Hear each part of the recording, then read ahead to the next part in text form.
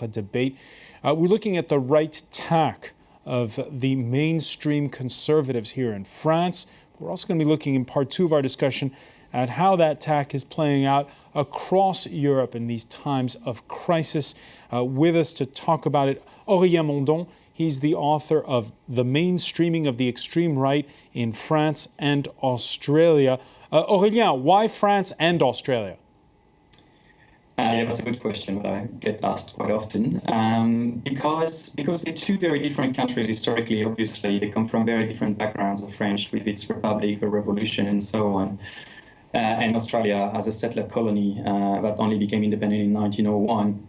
So they come from very different historical backgrounds, but we saw in the 1980s a similar drift towards the right and towards a new form of radical right, in a way, which I compare during in this book, and which shows like something that can be generalized across the Western world. I think this droitisation, this right-wing move in politics towards populism and neo-racism, what I call neo-racism, what other people have called differentialism as well. Differentialism. Let's pick up on that point in a moment. I just want to say hello again once to Mark Dean of the Bloomberg News Agency and Mathieu DOIRET, Director of Polling at IPSOS. And it's you just heard the remarks there by Aurélien MONDON. A lot of it is about identity, right?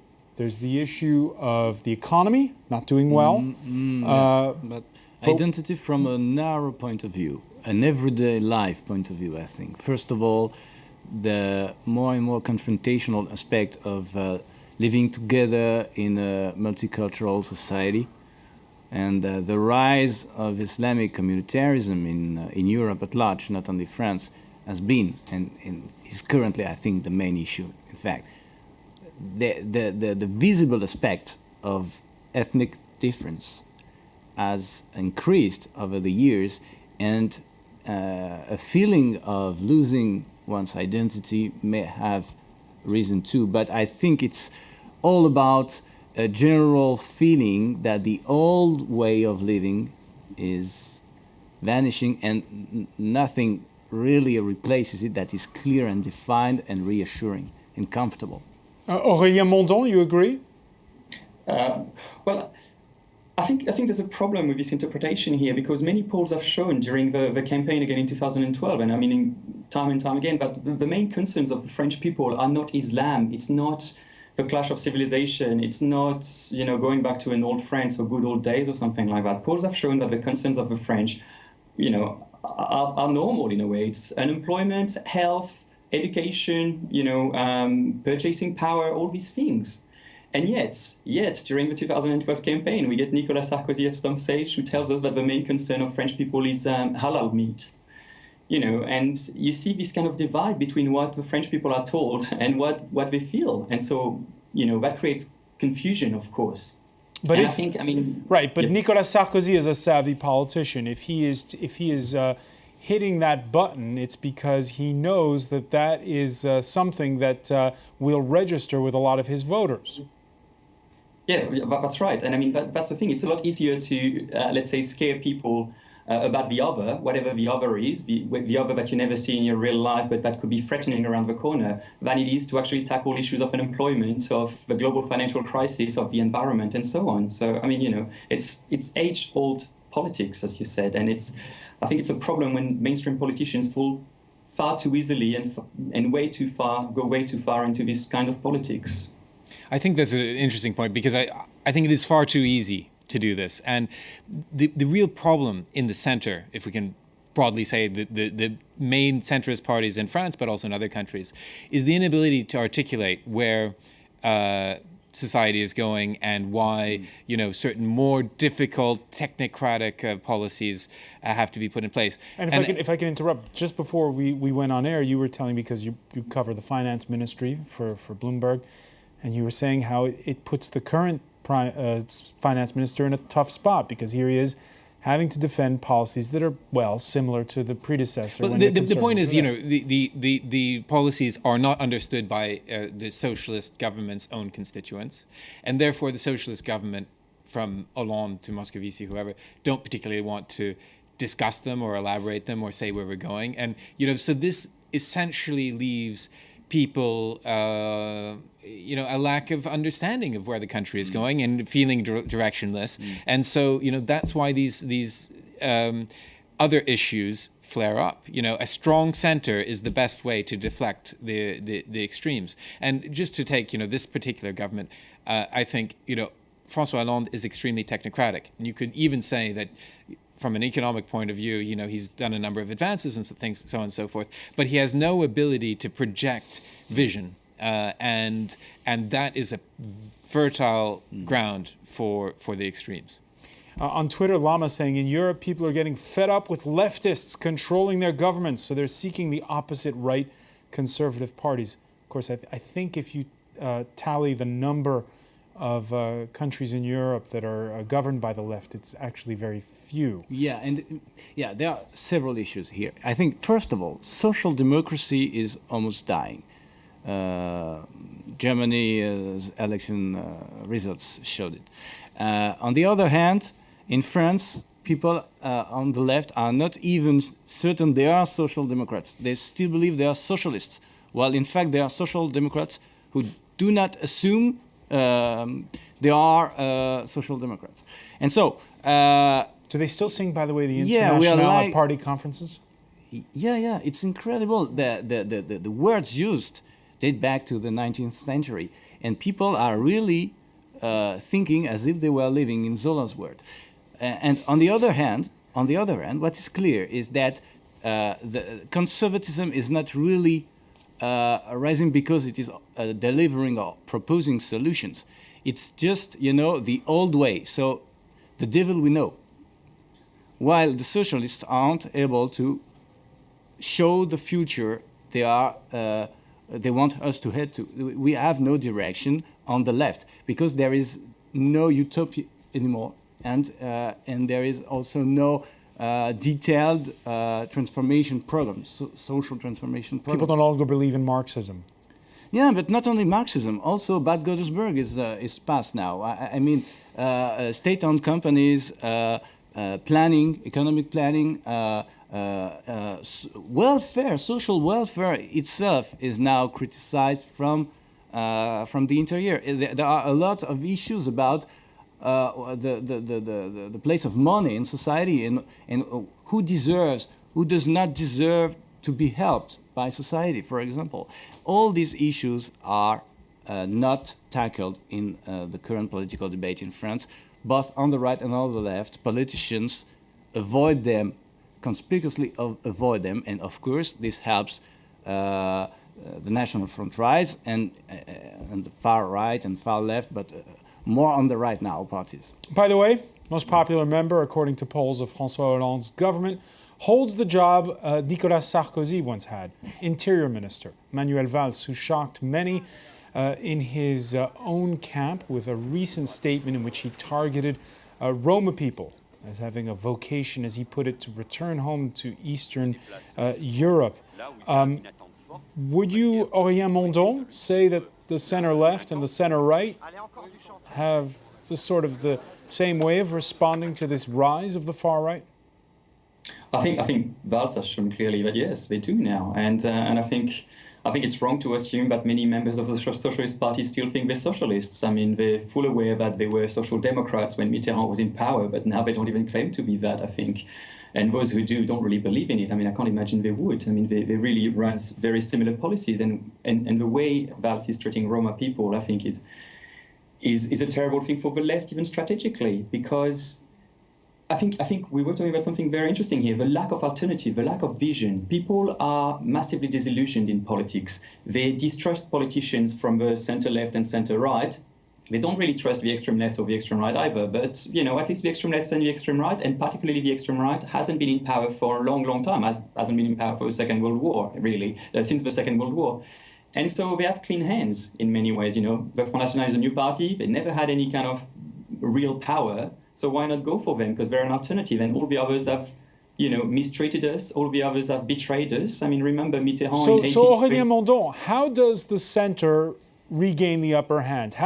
What kind of a message do they need to put across that will win back voters?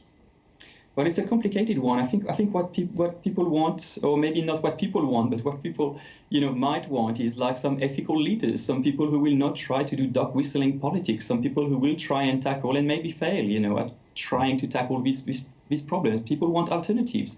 I think we can see it in two ways. The rise in three ways actually. The rise in abstention. I mean, the main party in France nowadays is not the Front National. It's abstention. In the European elections, in the Brignol elections recently, the main party in France is abstention, and that's very important to say. The extreme left is on the rise as well, showing people wanting this kind of alternative. The extreme right is on the rise as well, showing this kind of alternative. What people want is a different kind of politics, or maybe they just want to talk about politics. They just want a vision. They just want something different, and it's not being offered to them. The only thing that's being done is pandering to the extreme right, and I think that's a problem. I think people need to stand up and be ethical and say, well, immigration is a difficult topic, but saying that we're going to close the borders is not a solution. Stigmatizing Roma people is probably not what is going to bring growth to our country, or employment for that matter.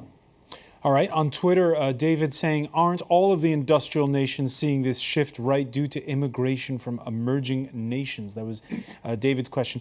But Mark Dean, let's roll back the clock to 2008 when the economic crisis hit.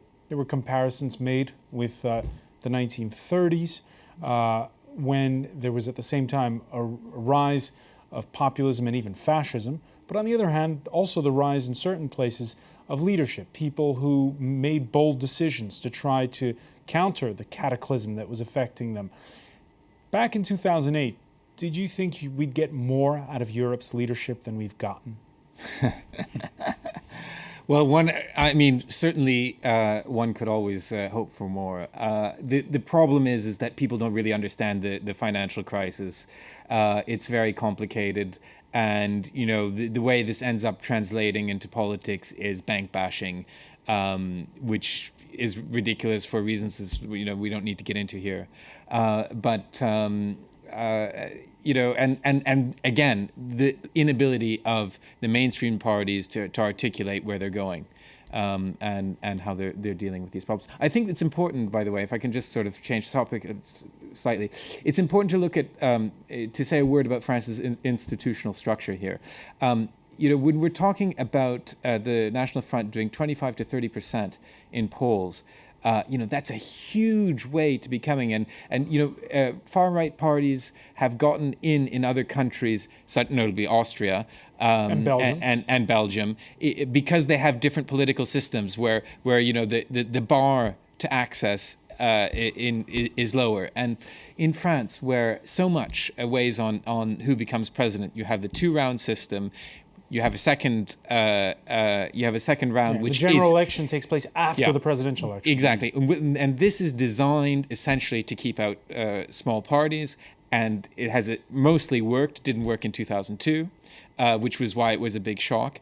And this is why this has been partly why this has been allowed to go so far, because it's built up so far, and as a result, the National Front has never really held office, never been in government, and therefore they get an easier ride now because they don't have to answer for any decisions. Even the municipal elections, for example, which are, I think, a little bit more important to the voters' eyes, at least. Than the European elections. Yeah, indeed, and the turnover would show it. The municipal elections, which, by the way, are next March, I believe, right? Yeah, exactly, a few months ahead. And turnout will probably show that people are more interested in local affairs than European affairs. But basically, there too, a surge of the National Front won't necessarily translate into many cities, councils, just because of the way the system works, in particular because it will even sometimes be difficult for the National Front to have enough candidates in each council. And so one should not expect all this to get us, for example, to amount to a major change in our political system, or to something that would block the institutions or prevent François Hollande from governing. No, we are just measuring here that people don't see where we are going, and that they ask for clearer insights about what the government can do and what it cannot do for them. Opinion divided on the among the viewers on Facebook. Carolyn saying the failures of the left are so obvious and frightening to the future of France's economy and stability. So blame meted out in several quarters. Now, if you think the economy is bad in France, of course, you can turn to Greece, where the far right there is still very, very far right. Their leader's back in Parliament this week after their indictment in connection with the stabbing death of an anti-fascist hip-hop artist. Critics there say that up to then, authorities had glossed over a string of hate crimes against immigrants. It's only this latest incident that had offered what you could call a wake-up call. Aurélien MONDON, in this case, the causality is definitely the economic crisis there that has triggered the rise of the far right. In Greece, certainly, I think. I mean, Greece is a very peculiar country, and it's hard to generalize it to the European level, because, as you said, the extreme right there is very, very extreme, and they're not hiding it at all compared to other far-right parties in Europe. Well, of course, the crisis has made, the failure of politics all the more obvious, and the wish for an alternative, all the more obvious again. Just like Golden Dawn has risen in the polls, so did Syriza, and so did the even more extreme left in Greece as well. So I mean, it has shown blatantly again that crisis will bring this kind of reaction and will bring the extreme right back in force. I mean, just to go back on the economic crisis and what you were saying before. I mean, I have this quote that I just find amazing in 2012 elections, when France still hasn't really got out of a crisis quite yet, but in 2012, Henri Guénaud said during the election... This is then an advisor to Nicolas Sarkozy. Yeah. One of the advisors, closest advisors to Sarkozy, said the overarching theme of the 2012 election is how to face the societal crisis, the identity crisis, the moral crisis, the civilizational crisis we are currently experiencing. It is about which qualities, which personality one must have to face this perilous world in which we are entering. So we have societal, identity, moral, civilizational crises, but no words on the economic one. And I mean, that's where people want some kind of answer. They want answers to unemployment, to purchasing power falling, to the fear of unemployment, to education, to pensions, and so on. But no one has the courage to tell them anything except Marine Le Pen, who will tell them, well, maybe, the simplest solution, the exclusion of the other, and so on. All right, there's the far right. But there's, I guess, and it's more than just semantics, the issue of populism. There's the far right. There's also, we've seen in Italy, the rise of Beppe Grillo's Five-Star Party, which garnered, it wasn't a poll, that was actually the vote, 1/4 of the vote in the recent general election there. They're not far right, but the issue is it the same phenomenon? I think it's similar. It's not exactly the same, but again, it goes back to what I was saying earlier, the inability of the mainstream parties to explain what they're doing and to project vision and to take the country in a direction that people understand. So what you're saying is that it's a kick the bums out movement, or are there people who are truly far right, who really want a far right agenda? Both. They're both things. I mean, I think that in France's case, you have to, you have the two things. You have a sort of a flat economy and sort of an undynamic political leadership in the center, and you have Marine Le Pen, who is very charismatic, very talented, and determined to go somewhere. So I think the two things matter.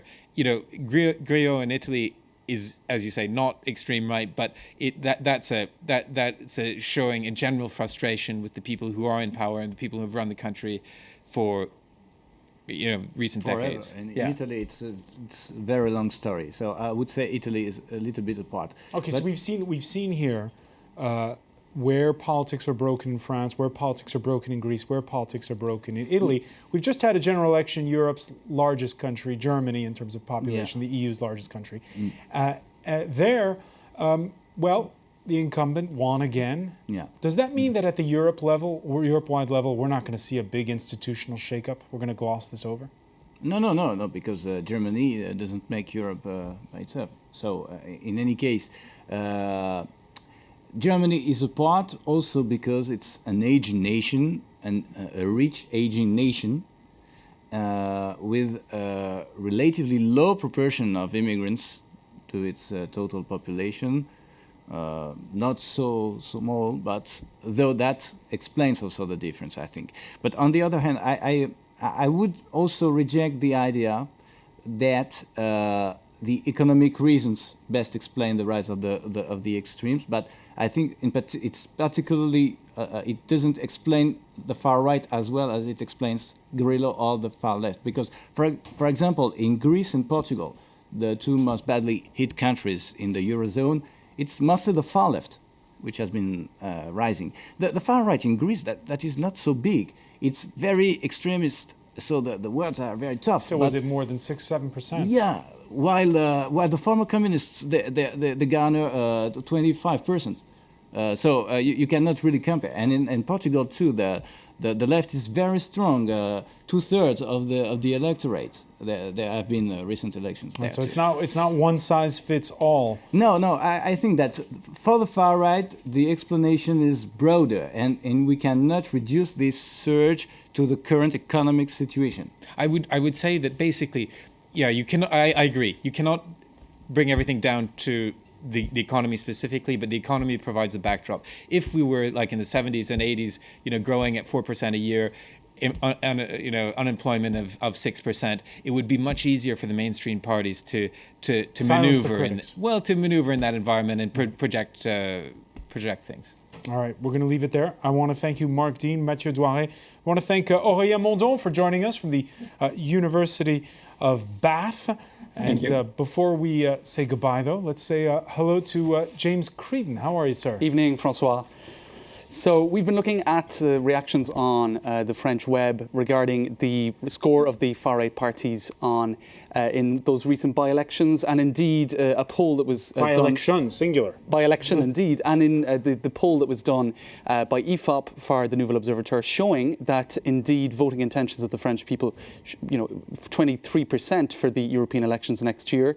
The National Front could be the biggest party in France if things go that way. So there is an increasing undemonizing or, I suppose, respectability of the far-right party. And perhaps one sign of that is the actor Alain Delon. I think we have some pictures of him from one of his big films, La Piscine, this going back to 1968. He's, I suppose, one of France's most enigmatic, best-known actors. And he said to a Swiss paper in the last 24 hours, for years, Le Pen Sr. and his daughter have fought alone. Now, for the first time, they're not alone. The French people are with them, and this is important. That in reference to that by-election where some 50% of the population voted for the National Front candidate. So again, I think we're seeing an increasing move towards, prominent public figures such as Alain Delon or others coming out and declaring their support for the National Front, or their support for the National Front, if you like. Now, some are saying there's nothing new in this, and indeed on social media, some have been sharing this photo of Alain Delon in 1986. He's pictured there on the right with Jean-Marie Le Pen, and that was actually when Alain Delon was made a commander of the Order of Arts and Letters. So perhaps his affiliation with the Le Pen family isn't all that new. Isn't so new, okay.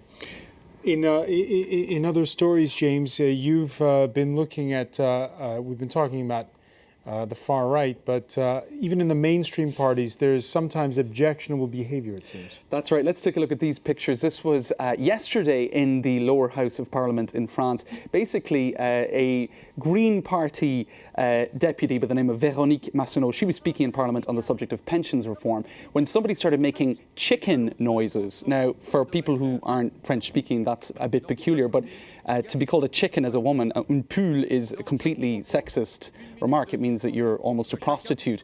It's highly misogynist and sexist. So let's take a listen to how that went down in the lower house of Parliament. L'espérance de vie en bonne santé notamment. Oh, ça suffit là. Mais qui c'est qui s'est fait ça? Enfin, arrêtez quoi. Je suis pas une poule, hein. C'est bon. Il y a des comportements La durée incroyables, moyenne de cotisation est de... Oh dear, the glass ceiling's not quite been broken. Certainly not. And do you know what his excuse was? As this tweet here points out, that he'd had un déjeuner un peu trop arrosé. He'd had a little bit too much to drink over lunch rather, which I'm not really sure is much of an excuse. So some have been having fun with that. With French hens or chickens and bottles of wine. In any case, he was suspended. Parliament was suspended for 1 minute. He said that. I'd had a few too many at lunch. And yes. And the government spokeswoman Najat Vallaud-Belkacem and Minister for Women's Rights, so she commented on that and said, well, that's not really a very good excuse, and we should perhaps not have déjeuner trop arrosé, or too much drink over lunch. So that's a pretty surprising moment, I think, in France's lower house of Parliament yesterday. James Creedon, many thanks for that. I want to thank our panel. We want to thank you for being with us here for the France 24 debate.